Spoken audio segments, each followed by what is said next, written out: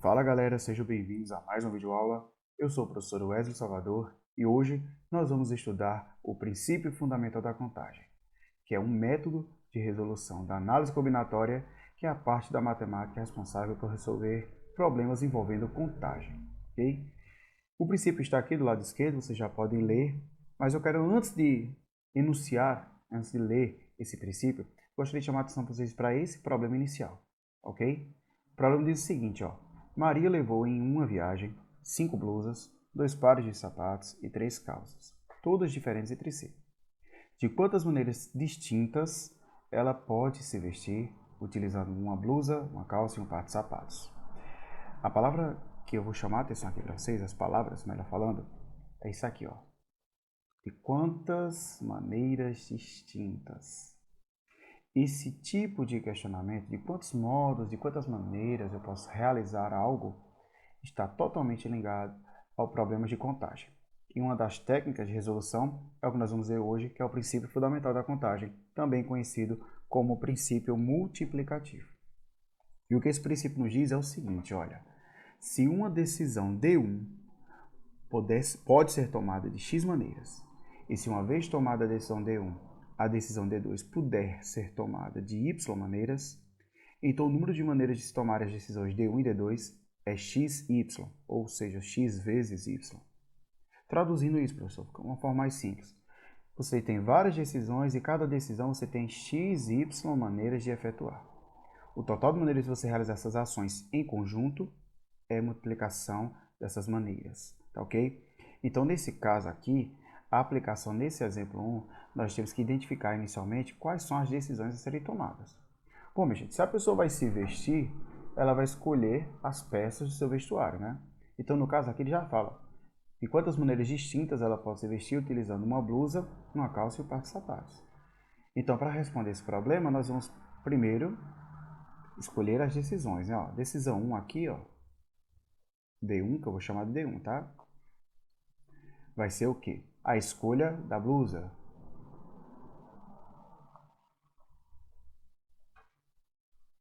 No momento que ela escolhe a blusa, ela vai escolher uma blusa, óbvio, mas ela tem quantas opções de blusas? Ó, ela tem 5 opções.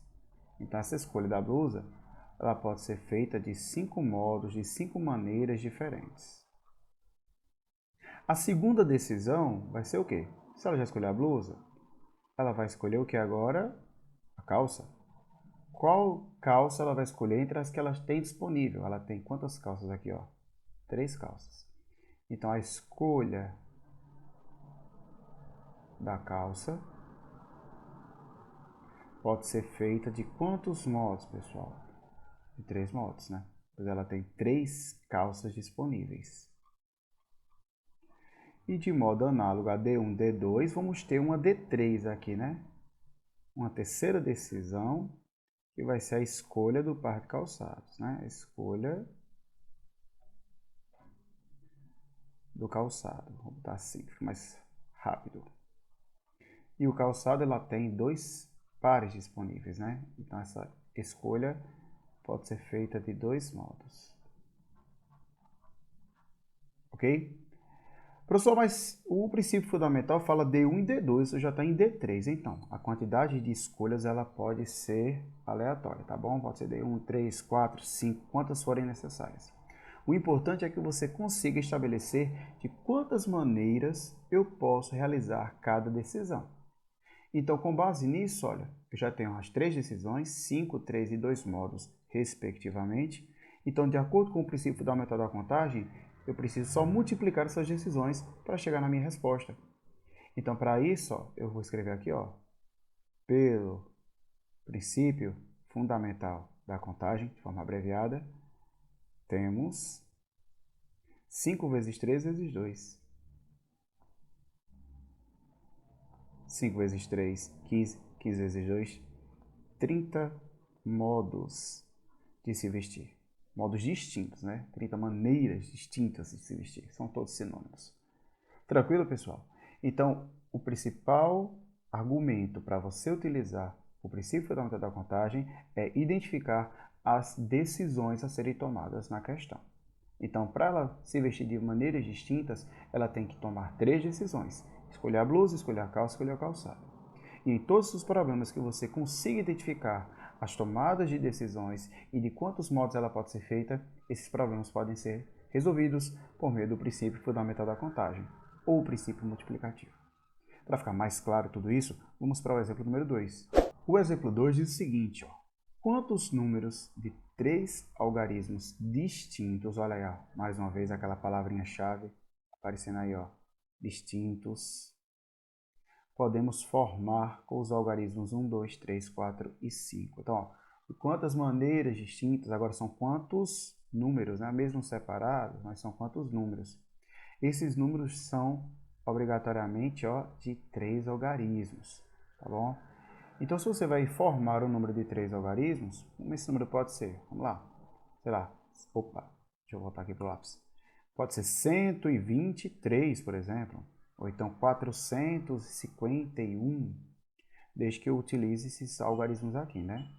E a ordem desses algarismos, ela não influencia, né? 451, por exemplo, é diferente de 145 e de 154. Eu utilizei os mesmos algarismos e obtive 3 números distintos. Então, o que o problema pede é que você escreva não, né? Diga quantos números podem ser formados. Como eu vou resolver isso, professor? Bom, se o número tem 3 algarismos, nós vamos fazer 3 escolhas. Então, eu vou ter aqui, eu vou colocar uns traços para facilitar a minha explicação. Quando você vai escrever o número de 3 algarismos, não sei se vocês estão lembrados, é um pouco antigo, mas os números, eles têm as classes e as ordens. E aqui eu tenho 3 ordens, centena, dezena, unidade, unidade, dezena, centena. Então, quando você escolhe um algarismo para ocupar cada ordem dessa, você acaba formando um número que tem 3 algarismos. Então, nós temos 3 decisões, né? D1, D2 e D3 aqui, que pode ser qualquer uma dessas ordens que eu escrevi aqui. Vamos começar pela centena, tá bom? Tanto faz começar pelas unidades também, aqui é irrelevante nesse caso. Então, se eu tenho 1, 2, 3, 4, 5 opções de números e eu não escolhi nenhum, então para a centena, que seria minha decisão 1, eu tenho 5 modos de escolher o algarismo das centenas. Beleza? Já escolhido o algarismo das centenas, eu vou agora escolher o algarismo das dezenas.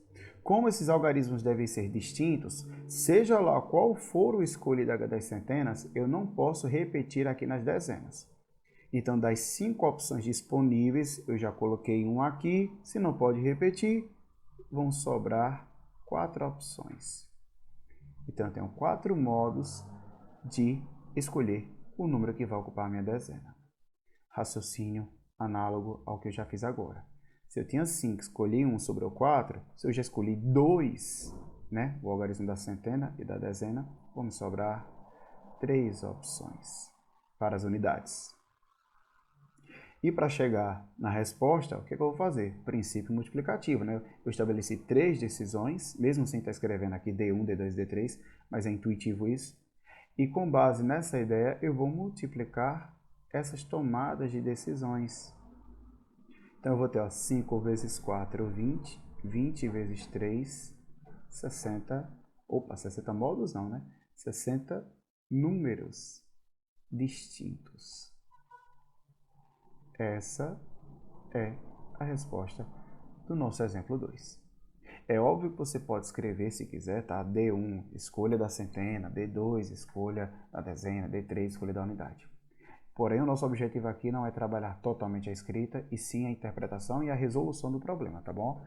Se vocês quiserem um vídeo mais explicativo, com resolução por escrito, deixe nos comentários aí, tá ok? E para finalizar o nosso raciocínio dessa aula de hoje, vamos para o exemplo 3. O exemplo 3 diz o seguinte, com os algarismos 0, 1, 2, 3, 4, 5, quantos números? Letra A. De 3 algarismos podem ser formados. De 3 algarismos distintos podem ser formados. A pergunta é só essa palavrinha aqui, né? Distintos, que está diferenciando a letra A para a letra B. Isso faz toda a diferença no final das contas, tá? Vamos resolver? Só que eu já posso começar trabalhando aqui, com os 3 tracinhos. Ficou torto aqui. Os 3 tracinhos. Centena. Ficou torto de novo. Centena, dezena e unidade. Tudo torto. Vai ficar assim mesmo. Então, como é que vamos ter aqui, pessoal? Uma coisa que tem que ficar clara é que ele fala números de 3 algarismos que podem ser formados. Ele não disse que os algarismos devem ser distintos. Então, um número, por exemplo, como 555, que tem apenas um algarismo aqui, que é o 5, ele pode ser contado, diferentemente do exemplo 2 que nós fizemos agora há pouco, que os algarismos tinham que ser totalmente distintos. Então, nesse caso, facilita um pouco a análise, porque é só colocar quantas opções eu tenho em cada ordem, né? Voltando aqui a escrever as ordens, centena, dezena e unidade. O ponto-chave dessa questão é que vocês podem acabar cometendo erro, tá bom? E eu estou chamando a atenção porque são dicas que servem para várias questões que vocês venham a resolver. É a presença desse zero aqui, tá? Ó. Por quê, professor? Porque se você escreve um número, por exemplo, 0,45. 0,45 não tem 3 algarismos, né? 0,45 é o mesmo que 45. Então, para a ordem das centenas, eu não posso ter o número 0. O 0 pode ser dezena? Pode, porque se eu tiver, por exemplo, 103, o 0 aqui não tem problema, continua sendo o número de 3 algarismos. Se eu fizer 140, o 0 nas unidades não tem problema. A grande questão é o 0 na ordem das centenas, que faz com que o número se torne de 2 algarismos. Então, dentre as opções disponíveis, o que é que eu posso fazer aqui para a primeira decisão, a das centenas? Eu devo excluir o 0 das centenas. Então, para isso eu vou ter 1, 2, 3, 4, 5 opções, 5 modos aqui para as centenas. Tranquilo? Então, escolhi a centena, vou para as dezenas.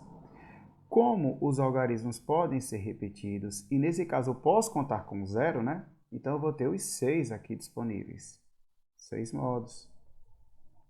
Eu gosto de escrever a palavra modos porque é mais curtinho, tá? Vocês podem escrever maneiras, tá? Tanto faz aí. E para a unidade também, 6 modos, né? O importante é que não se repita.